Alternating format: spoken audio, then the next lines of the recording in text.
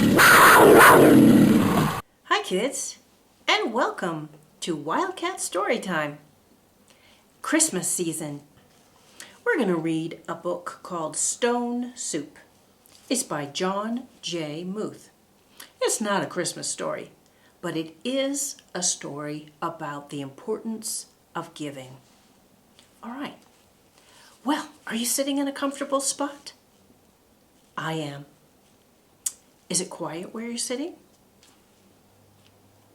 It's quiet here. Do you have your favorite stuffed animal? I do. And here's Nigel, ready to read another story with you. Okay, Nigel, let's get going. The kids are ready. Stone Soup by John J. Muth. 3 monks, Hock, Lock, and Sieu, traveled along a mountain road. They talked about cat whiskers, the color of the sun, and giving. What makes one happy? Sieu asked Hock, the youngest monk. Old Sieu, who was the wisest, said, "Let's find out."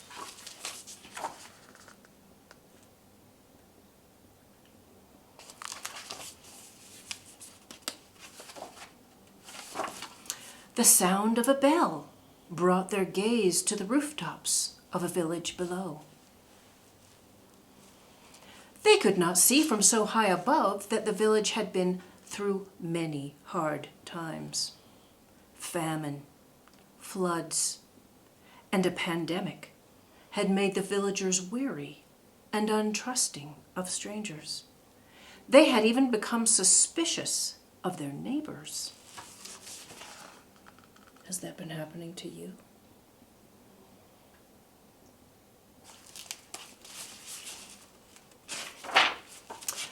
The villagers worked hard, but only for themselves.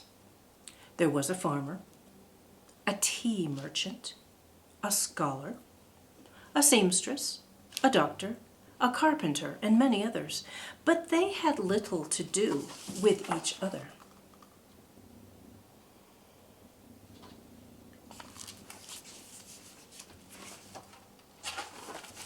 When the monks reached the foot of the mountain, the villagers disappeared into their houses.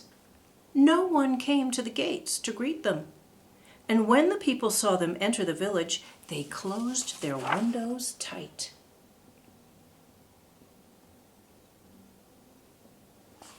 That sounds like sort of a strange place to be. The monks knocked on the door of the first house.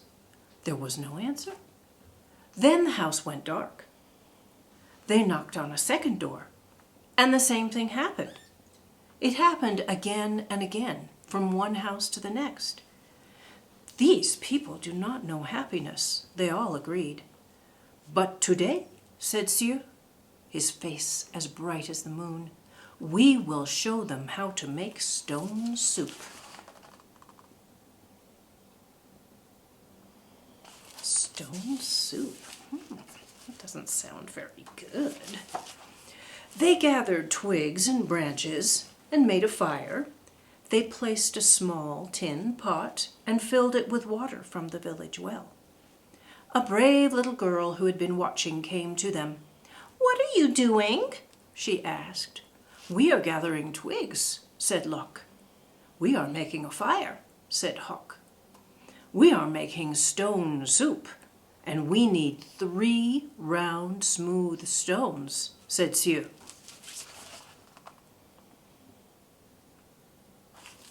3 round, smooth stones. The little girl helped the monks look around the courtyard until they found just the right ones. Then they put them in the water to cook.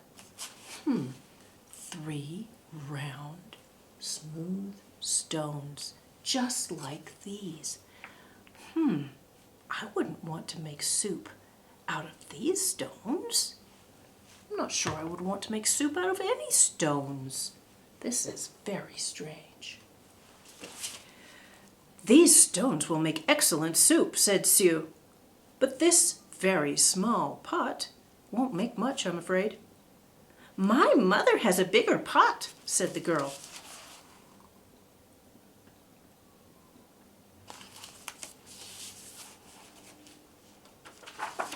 The little girl ran home. As she started to take a pot, her mother asked her what she was doing. "The three strangers are making soup from stones," she said. "They need our biggest pot." Said the girl's mother. "Stones are easy to come by. I'd like to learn how to do that." The monks poked the coals. As smoke drifted up, the neighbors peered out from their windows. The fire in the large pot in the middle of the village was a true curiosity. One by one, the village came out to see just what this stone soup was.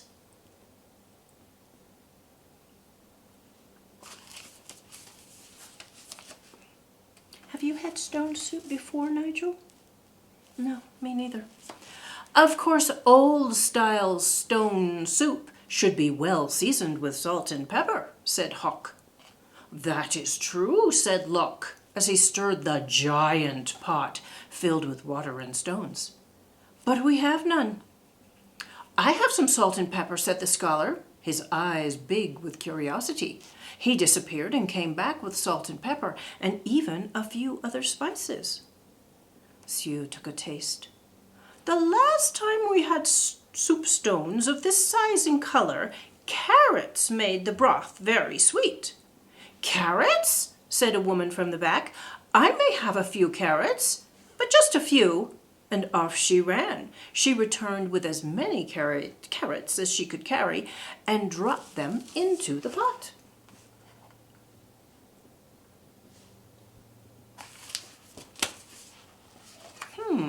I think I know what this is about. Do you think it would be better with onions? Asked Hawk. Oh, yes, maybe an onion would taste good, said a farmer, and he hurried off. He returned in a moment with 5 big onions, and he dropped them into the bubbling soup. Now that's a fine soup, he said. The villagers all nodded their heads, as the smell was very agreeable. But if only we had some mushrooms, said Sue, rubbing his chin. Several villagers licked their lips. A few dashed away and returned with fresh mushrooms, noodles, pea pods, and cabbages. I think they're finding their generosity. Something magical began to happen among the villagers. As each person opened their heart to give, the next person gave even more. And as this happened, the soup grew richer and smelled more delicious. I imagine the emperor would suggest we had dumplings, said one villager. And bean curd, said another. What about cloud ear and mung beans and yams, cried some others. And taro root and winter melon and baby corn, cried the other villagers. Garlic, ginger root, soy sauce, lily buds. I have some, I have some, people cried out, and off they ran, returning with all they could carry. The monk stirred and the pot bubbled. How good it smelled. I can smell it now. How good it would taste. How giving the villagers had become.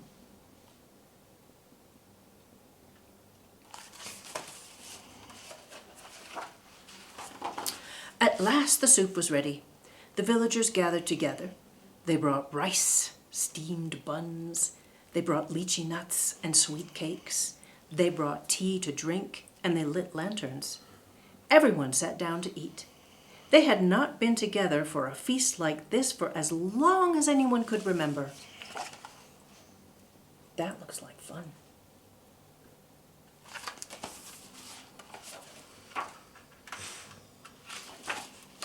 After the banquet, they told stories, sang songs, and celebrated long into the night. Then they unlocked their doors and took the monks into their homes and gave them very comfortable places to sleep.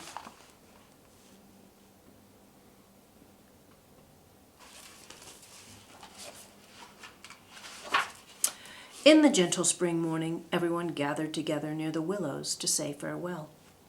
"Thank you for having us as your guests," said the monks. "You have been most generous." "Thank you," said the villagers. "With the gifts you have given, we will always have plenty. You have shown us that sharing makes us all richer." "And to think," said the monks, "to be happy is as simple as making stone soup."